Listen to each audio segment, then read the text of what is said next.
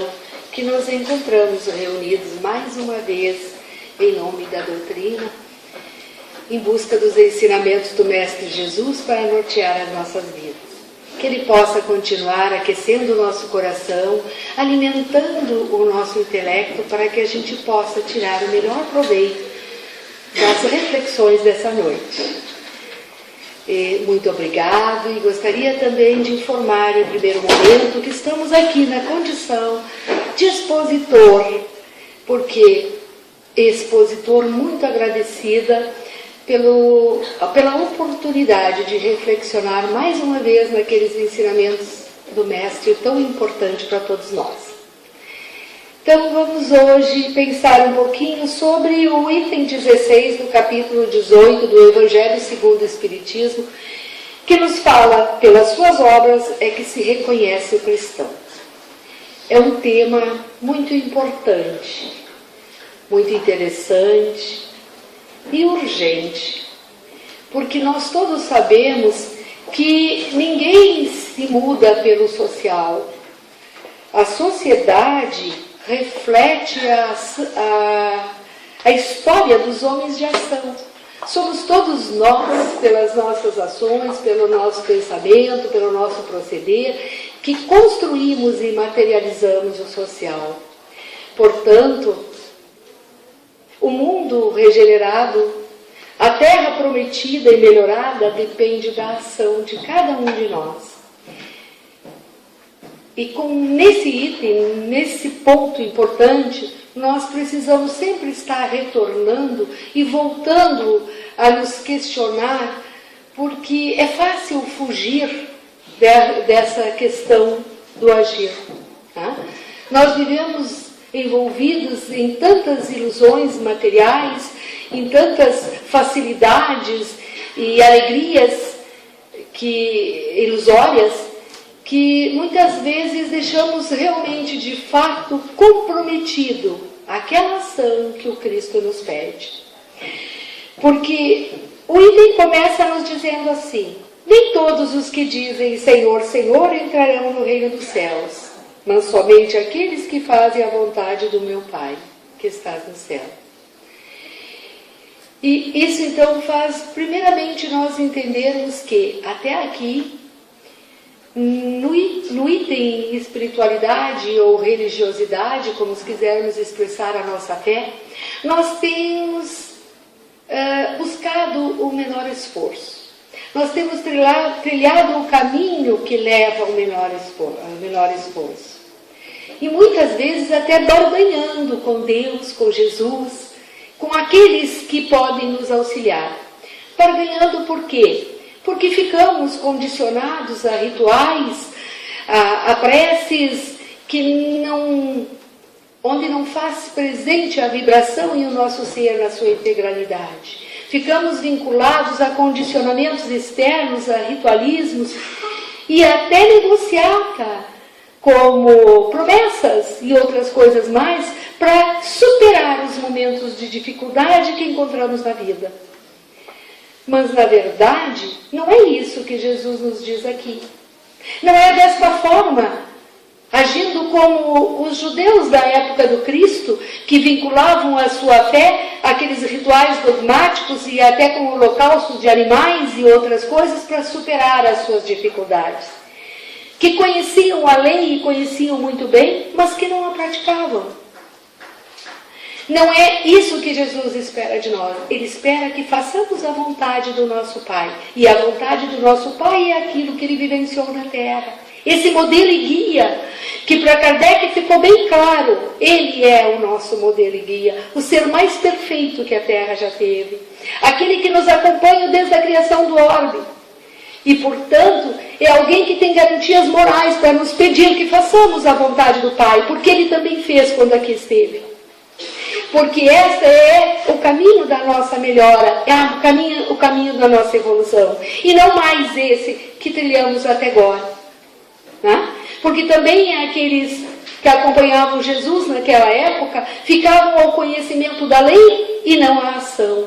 É claro que o conhecimento é importante e ele vem antes da ação. Sem ele nós não conseguimos buscar a continuidade do nosso pensamento e adelar ele à edificação de outras possibilidades e de outras formas de agir, de pensar.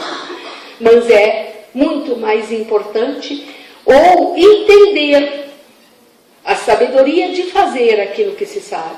Não como aquele senhor da lei que encontrou o Cristo e disse: Senhor, o que faço para encontrar o reino dos céus? E Cristo lhe devolveu a pergunta: que diz a lei? Era o senhor da lei que vinha tentar Jesus. Na parábola do samaritano está bem claro isso, no início. E ele diz: amarás o Senhor teu Deus de toda a tua força, de toda a tua fé, de toda a tua intensidade, né? E o próximo como a ti mesmo. E Jesus lhe disse: vá, faça isso e terás o reino dos céus. Mas ele, querendo mostrar que poderia ir além, perguntou para o Cristo: mas quem é o meu próximo? E aí Jesus vai contar a parábola do samaritano para deixar bem claro aquele senhor da lei, que conhecia a lei, mas que não praticava. Como todos nós ainda não a praticamos como gostaríamos e como deveríamos, mas que já estamos a caminho, ou porque já conhecemos algumas coisas, que o próximo era aquele que vê o seu irmão caído, aquele que é capaz de alguma ação. E ele conta então a história do samaritano, né? Que é aquele que vinha descendo de Jerusalém para Jericó e foi assaltado, e foi deixado como morto, né? Totalmente, né? Machucado e sem roupa, inclusive, né? E ele estava no caminho. Mas passaram por eles, em primeiro lugar, um sacerdote, que representava a expressão da religiosidade naquela época, que teria que ir além do conhecer, mas do fazer, da fraternidade de que se pede a lei, de reconhecer o próximo e de ajudar. No entanto, passou a largo. O levita, que também estava lá no templo, como auxiliar do sacerdote e conhecia todas as leis, também não se apiedou, não se colocou em relação àquele próximo com a possibilidade de ajudá-lo. Pode ser até que nem tenha sido por preconceito, porque aquele próximo estava sem roupa, diz a parábola. Então não dá para dizer se ele era de Samaria, se ele era da Judéia, se ele, de que lugar ele era naquele momento. E eles ainda eram muito divididos, como são até hoje, toda aquela região.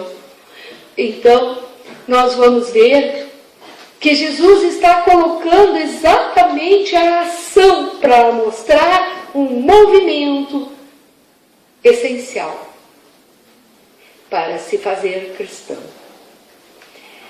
E pergunta para aquele senhor da lei depois, tá? Quem foi o próximo? E ele foi obrigado a dizer: foi o samaritano, que o samaritano foi o terceiro que passou lá e deu abrigo àquele homem que pensou as suas feridas e levou até uma estalagem. Era alguém marginalizado por eles, que vivia na Samaria, era um espaço maior naquela época, porque ela reunia 10 tribos das 12 de Israel, desde a primeira divisão, e Jerusalém ficou com 2. Mas a Samaria tinha até um templo próprio, não ia uma vez por ano a Jerusalém, e não era bem visto por eles, mas ele reconheceu o caído, ele viu. E nós vamos ver então que todos aqueles que tiveram uma expressão de fraternidade, de ação, parecido com o que o Cristo nos pede, tem muito a ver com o que fizeram do que com o que deixaram. Podemos começar pelos nossos queridos dentro da doutrina e que nos trouxeram tanta coisa. Chico, Francisco Cândido Xavier, com tantas obras reconhecidas no mundo inteiro. Ele é um homem amor, reconhecido mundialmente, porque assistia os caídos, porque consolava as mães, porque ia muito além da psicografia que fazia, porque ele fazia na prática, porque ele vivia. E até mesmo Divaldo, reconhecido hoje como palestrante internacional, só chegou lá porque foi reconhecido pelo trabalho na Mansão do Caminho, que é uma cidade no bairro Pau da Lima, em Salvador, e que tem toda aquela assistência a tantas famílias. trazida pelo seu esforço pessoal, pelo seu trabalho e daqueles que com ele compraram essa atividade e foram fundo. E se formos mais, Francisco de Assis não era um orador, não era ninguém que movimentou pela palavra ou pela escrita, mas simplesmente pelo que fez, pela reconstrução não da igreja material do Cristo, mas de reconhecer o trabalho que podia ser feito com os homens na reconstrução da moral, da dignidade, da fortaleza que os homens precisavam ao retomar de novo o caminho do amor que o Cristo pregou, trazendo uma nova ordem, desconhecendo um pouco o poder econômico para reconhecer a essência que era necessária para fazer-se melhor. E aí nós vamos ver, Gandhi também foi reconhecido pelo que fez, pelo movimentar um povo em direção à liberdade através da paz. E assim nós vamos ver que quem se movimenta e realmente se reconhece como expressão da fraternidade do Cristo, o fez pelo trabalho, pela ação. Então, é importante que a gente possa ver nesses instantes o que nos movimenta neste momento com relação às nossas ações. Tá?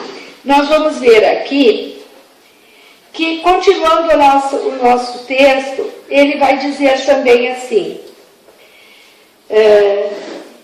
para que alguém seja um seguidor do Cristo, na pergunta ele vai dizer, procurai os verdadeiros os cristãos, e os reconhecereis por suas obras. Uma árvore boa não pode dar maus frutos, nem uma árvore má pode dar frutos bons. Então, o que ele quer dizer? Que a árvore, toda árvore vem de uma semente, que é o cristianismo. Uma semente boa, uma semente que é os ensinamentos do Mestre Jesus. Mas ela vai produzir conforme o cuidado do jardineiro, que vai arar o solo, que vai arrumar a terra, porque essa árvore pode dar frutos maus ou frutos bons. Ele vem dizer isso. Toda árvore que não dá bons frutos é cortada e lançada ao fogo. Porque ela pode dar frutos de esperança, de consolação, de fraternidade ou de morte, de divisão, de preconceitos. Mas a semente é a mesma. A semente é pura. O que vai fazer a diferença é o solo. E antes desta colocação do Mestre, nós vamos ter ele nas 3 primeiras parábolas do lago, falando sobre o semeador e deixando bem claro que o semeador, que saiu a semear e soltou a semente, tá? E que essa semente caiu em diversos solos, ele vai deixar bem claro ali que essa semente é a palavra, é a verdade, é aquilo que o Cristo espera de nós, tá? E que depende do solo que nós vamos preparar. E a colheita também vai depender da nossa dedicação, do que a gente faz para encontrar este caminho de ação que o Cristo nos pede. Então, é claro que uma árvore que não dá bons frutos, que vai ser lançada ao fogo, vai dar energia. Mas será que é energia que nós queremos ser somente? Ou nós queremos ser a árvore frondosa dos frutos delicados que Jesus trouxe, de mansidão, de aconchego, de fraternidade? A sombra gostosa que pode alimentar e fornecer abrigo a tantos. Tá? E a estação começa e passa por pequenas situações, pelas coisas mais simples do nosso dia a dia. Podemos trazer isso para uma história, né? Movimentando esse pensamento para o nosso dia a dia, para as nossas atividades. Eu gosto muito de inserir história nesses textos evangélicos que nos aproximam um pouco mais da nossa realidade. Porque Jesus nos disse, conhecerei a verdade e a verdade vos libertará. Mas a verdade não é o conhecimento. O conhecimento auxilia para se chegar à verdade. A verdade é o conhecimento em ação, é a sabedoria de ser, de se conhecer, de procurar nos melhorar. Né? E isso Jesus deixou bem claro quando ele incentivava esse movimento de conhecimento íntimo, né? Que nós já temos há muito tempo, através da história, sendo questionado, né? Para que nos conhecemos. Porque nós agimos e pensamos conforme somos. E nós só vamos ser melhor se nos pensarmos, se nos reconhecermos, né? Como nós estamos hoje. Se a gente sair da casca, como se diz. Porque nós vivemos muito nesse padrão casca, mais do que a persona, que é aquela individualidade que hoje encobre a essência, que é divina e que é perfeita, mas que hoje se manifesta nessa essência. Mas nós esquecemos de reconhecer nela as qualidades, as virtudes e também os defeitos. Porque para vencer os defeitos é necessário que antes se os reconheça. Tá? Se nós tivermos qualquer doença em nosso corpo físico, se nós não determinarmos, se a gente não perceber e não tratá-la, ela vai nos matar. Então, primeiro é preciso que a gente reconheça. Né? Então, a gente precisa reconhecer, mas a gente fica na casca, como eu digo, que é naquele ser que é apresentável ao outro, no nome, na profissão, naquilo que aquele pode ser demonstrado. E não naquela essência de que é o que eu reconheço em mim, de bom e de ruim, e o que eu posso fazer para melhorar aquilo que já conheço. Tá? Então, havia um produtor, um fazendeiro, numa região subtropical, né? mais próximos às áreas polares do que a nossa, mas regiões que facilmente são assoladas por grandes tempestades, por vendavais, pela sua colocação, né? Pela sua localização, pela sua latitude. E essa propriedade, então, diversas vezes foi arrasada por inundações, por tempestades, por vendavais. E ele tinha muita dificuldade de encontrar empregados, profissionais que dessem conta de trabalhar nesses períodos de tempestade. Todos eles vinham bem indicados, profissionalmente trabalhados, né?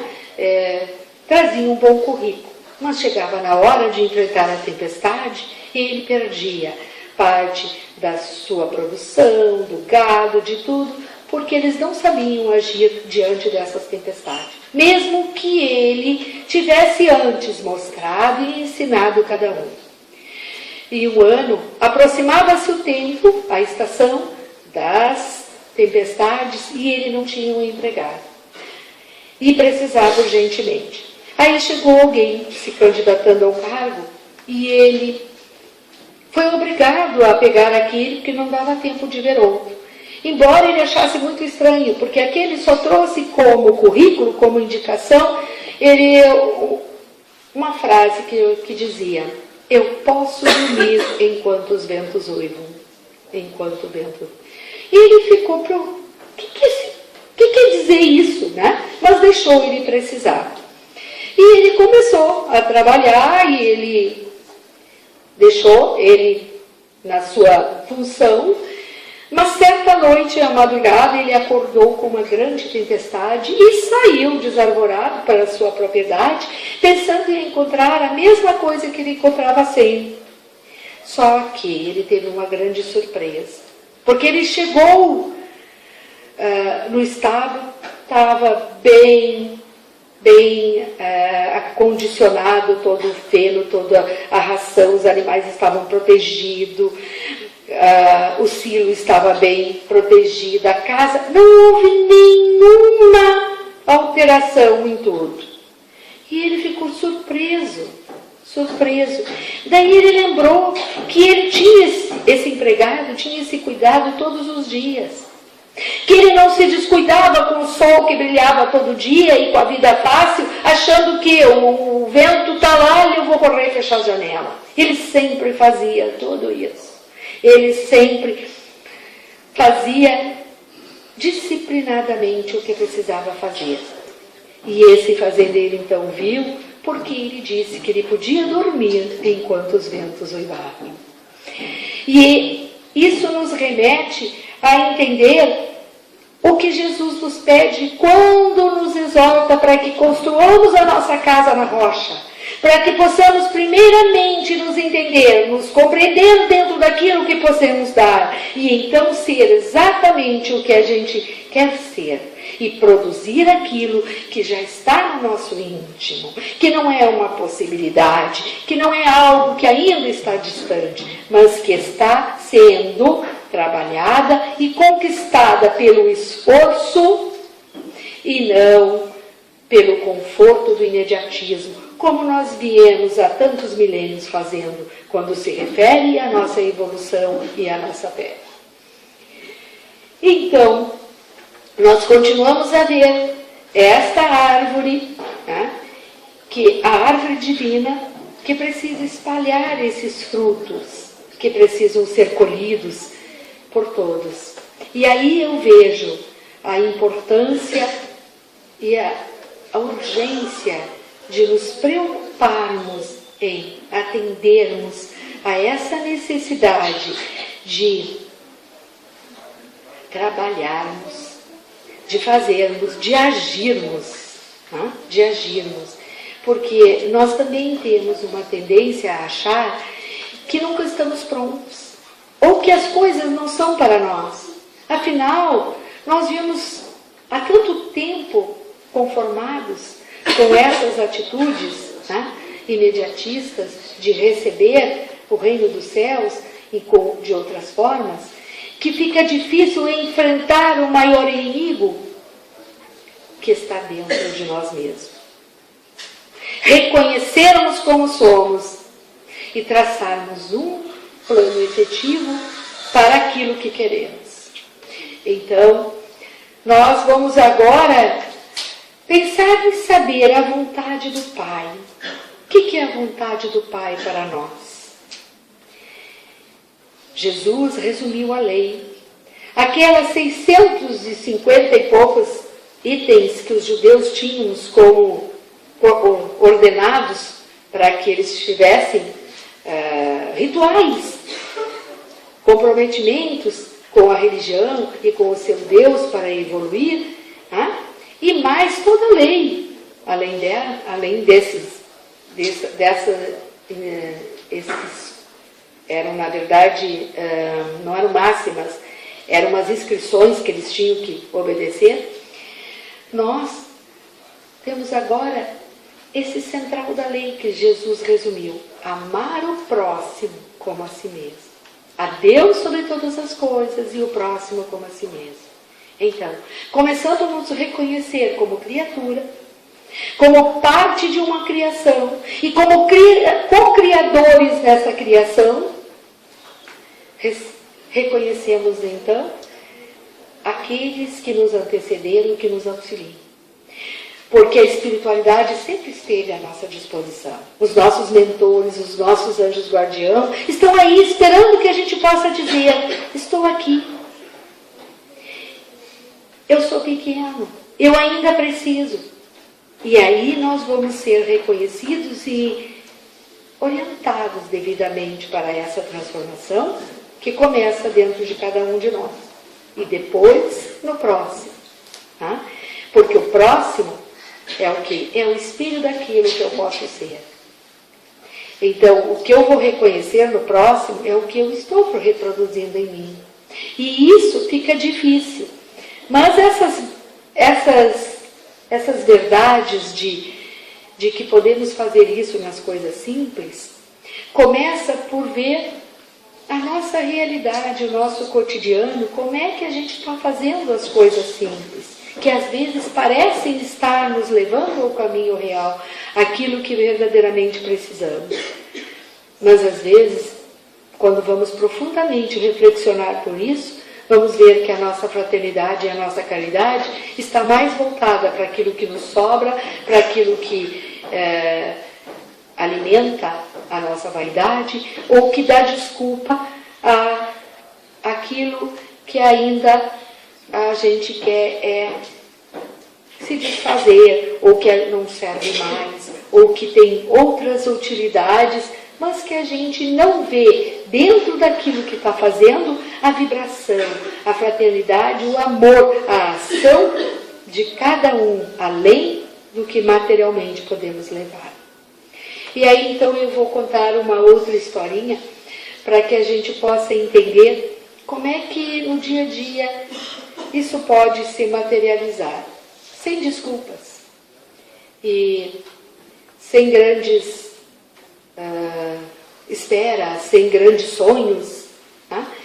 E sentir-se realmente dentro desse trabalho quando simplesmente movimentados por um outro pensamento, por uma outra forma de pensar e de agir. Essa outra historinha fala de uma princesa.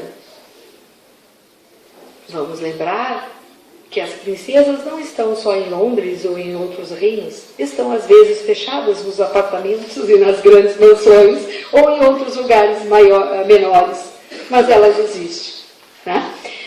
Mas havia uma princesa então que fazia parte de um reino com grandes propriedades e um castelo muito bonito, e ela tinha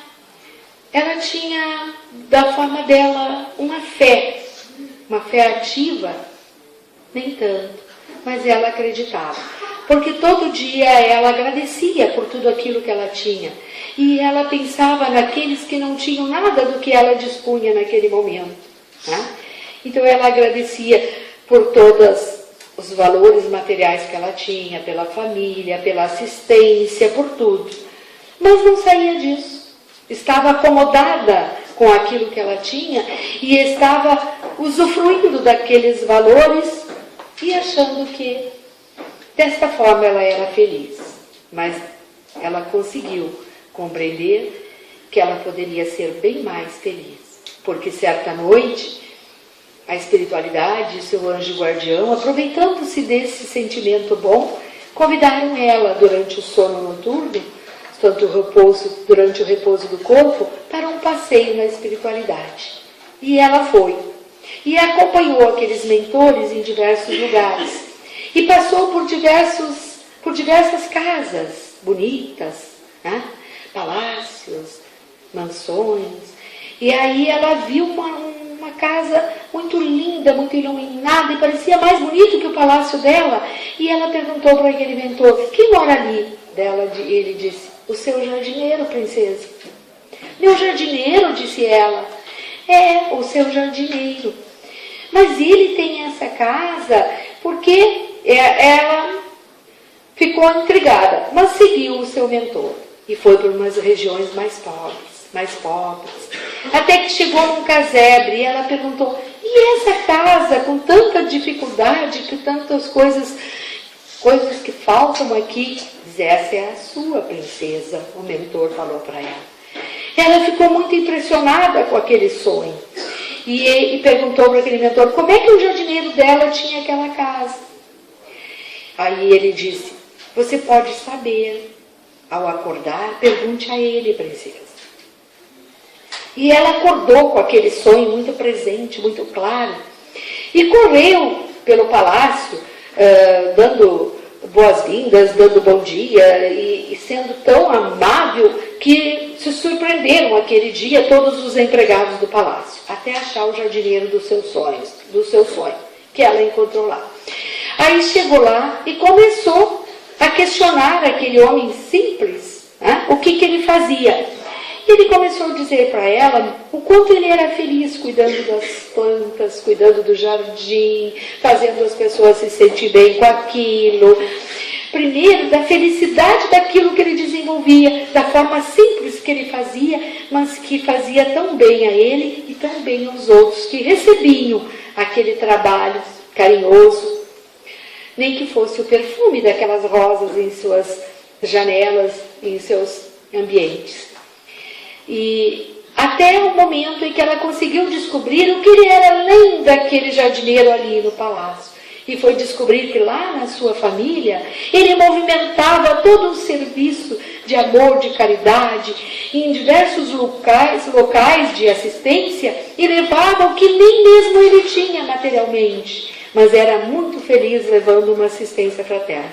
E ela começou então: me ajuda a fazer isso. Como eu faço para ser feliz assim? Eu quero fazer isso. E daí ele diz: ah, princesa, você pode começar separando os seus sapatos, as suas roupas, tudo aquilo que lhe sobra e que você nem sabe que tem, para que a gente possa levar lá em alguns lugares. E ela começou a fazer, e ir junto, e se sentir bem. Até o momento em que ela já se viu, não levando coisas, mas sentada junto com crianças, com adolescentes que precisavam de assistência, que precisavam de ser ouvidos, que precisavam de carinho, de atenção, e felizes em lugares sujos, em lugares que antes ela jamais se imaginaria, mas que era de uma alegria e de uma luminosidade que transcendia aquilo que ela tinha como felicidade. E eu penso então que essa história faz com que nós possamos também pensar naqueles momentos em que nós podemos agir por nós e levar além daquilo que temos levado, um ser melhorado, por nos autoconhecer e por nos melhorar através dos ensinamentos do Mestre e do seu Evangelho. E a cada dia melhor, fazendo melhor, sentindo melhor os nossos irmãos. Para o amor incondicional do Cristo, há uma diferença muito grande, mas um dia chegaremos lá. E se quisermos um dia pensarmos em ser realmente os espíritos crísticos, porque é isso que Jesus foi, um espírito crístico, e hoje é mais, deve estar além, pela sua luminosidade e pelo seu caminho de ascensão. Mas nós a queremos, e o nosso objetivo mais presente é tornarmos-nos também crísticos. Mas para sermos crísticos, nós precisamos vencer a nós mesmos, a todas as imposições e as limitações do nosso ego, da nossa vaidade, de todas aquelas inutilidades que carregamos ainda em nosso ser, para abrirmos para essas possibilidades de chegar ao próximo, de nos amarmos e nos entendermos, de nos perdoarmos e nos abrirmos para esses pensamentos bons, para a ajuda dos mentores e para o fazer de amor e de caridade que Jesus semeou, exemplificou na Terra. É isso que essa mensagem hoje nos traz. E eu agradeço por mais uma vez poder estar em contato com ela. Então, muito obrigada, meus irmãos. O programa Vinha Espírita é exibido no canal Liberdade Solidária, sempre aos domingos, no horário das 20 horas. Se você gostou de algum dos nossos vídeos, não esqueça de deixar o seu like. E se desejar, faça seus comentários sobre a nossa programação.